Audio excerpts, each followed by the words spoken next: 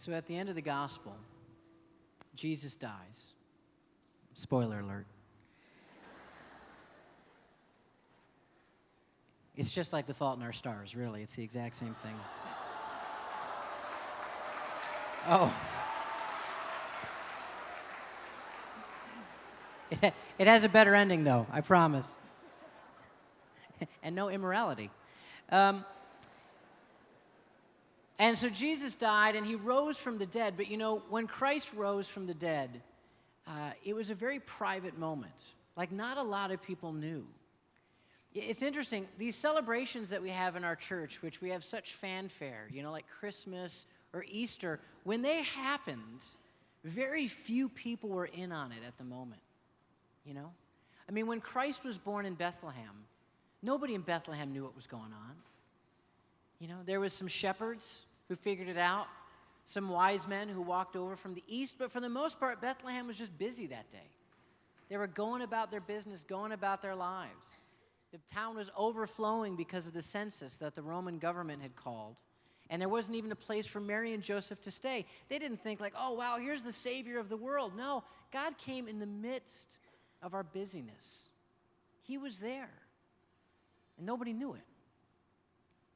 A similar thing happened when he died. He died, he rose from the grave, and there was an empty tomb, and people were wondering what was going on with it. You know, they didn't immediately jump to, he must have risen from the dead. You know, sometimes maybe somebody took the body, or you know, like, what's going on? Or there's this rumor now that he left the tomb, and the guards were there, and, you know, some people saw some stuff, and they didn't know what was up. Well, two of the disciples, after, you know, this all happens, they just started going home to their hometown called Emmaus. You know, they had been there for Passover. They had seen the crucifixion. They didn't go anywhere on that next day because it was the Sabbath and they weren't allowed to travel. But as soon as they could travel, they were out. They were going home. They were wondering what was this all about. They had given their lives following Jesus. I mean, I can't imagine a darker moment for these guys. And it says here that as they're walking, Jesus himself came up and walked by their side. But their eyes were prevented from recognizing him. And he said, what are all these things that you're talking about? And they stopped. And the one called Clopas said, you must be the only person in Jerusalem who doesn't know what's been going on. Jesus said, what things?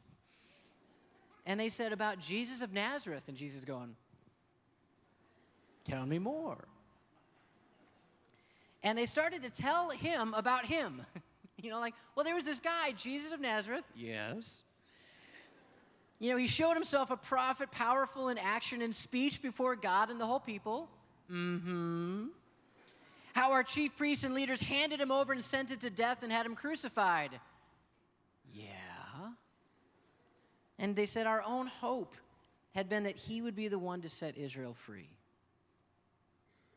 See, that was the moment that they really started sharing their hearts. You know, they thought he would be the guy. That's what they were saying. We thought he was it to set us free. And what did they need to be freed from? Well, the Jews at the time were oppressed by the Romans.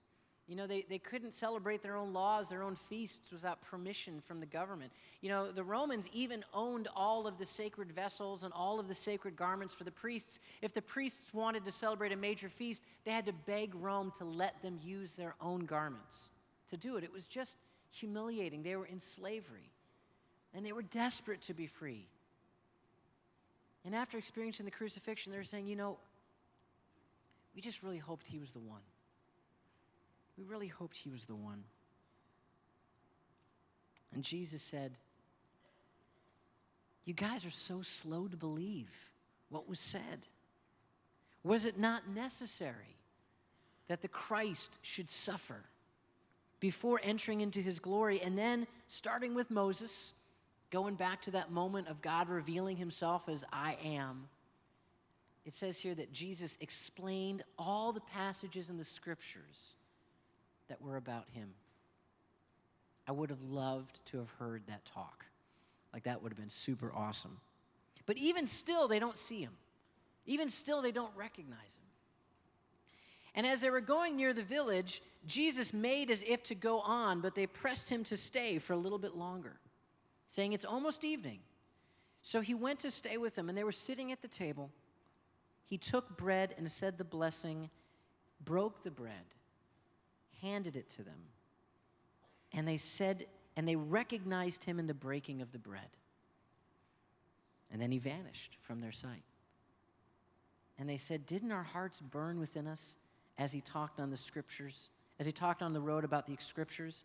And what did they do? They set out that instant and they ran back to Jerusalem to tell the other apostles what they had seen. It was a moment of darkness. It was a moment of horror. It was a moment of despair in these guys' lives.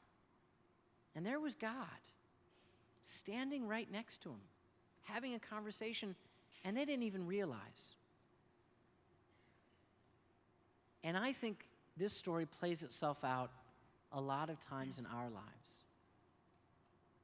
We're in moments of brokenness, we're in moments of despair, we're in moments of sin and in pain.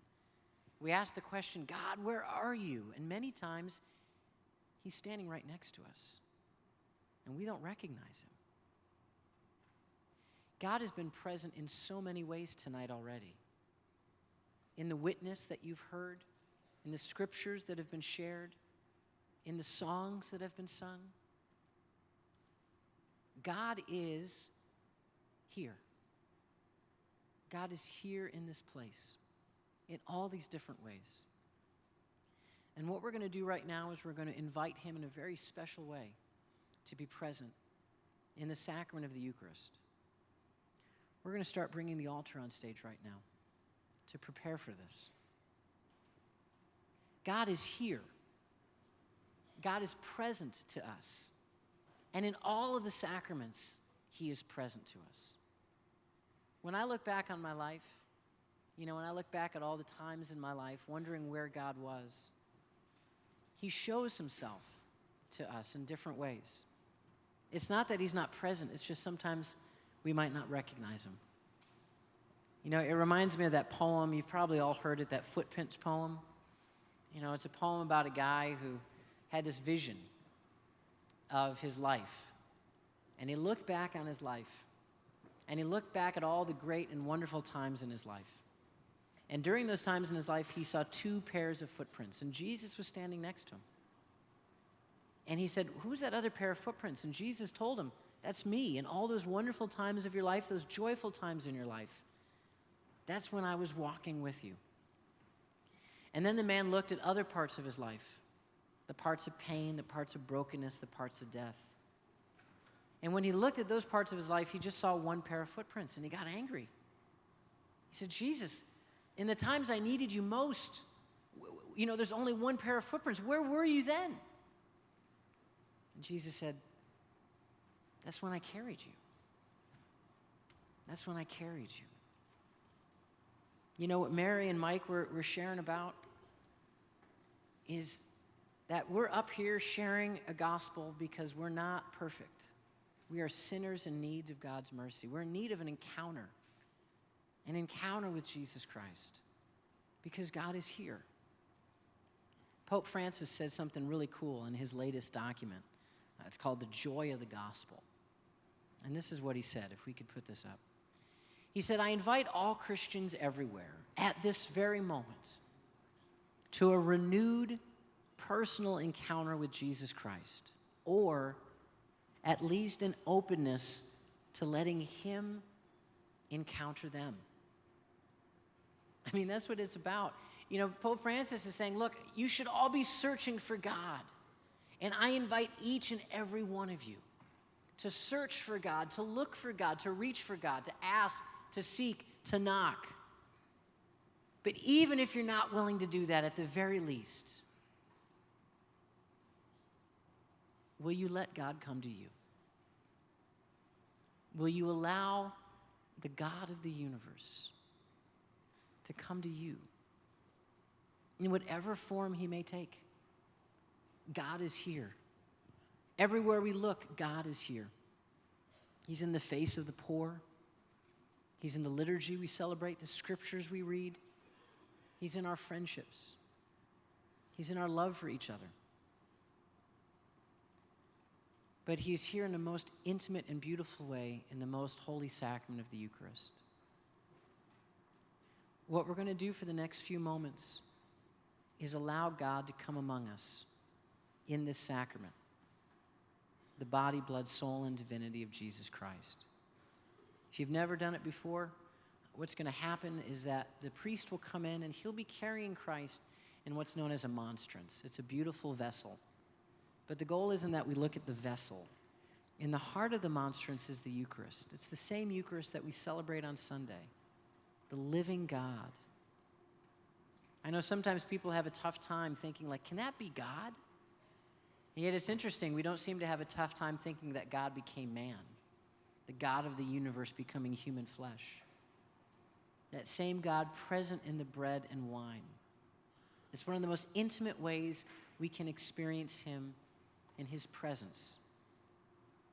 And he keeps coming to us every day, every liturgy, meek and humble of heart, in all of those simple ways, in all of those beautiful sacraments, in every sacrament and especially in the Eucharist. And how many times have we sat through Mass and not even realized that God is here, that he is the one speaking, he is the one praying for us, he is the one sacrificing himself for us, he is the one loving us. This is our God. Our God is life. Our God is faithful. Our God is love. Our God just is. And our God is here. So let us all kneel and welcome him into this place.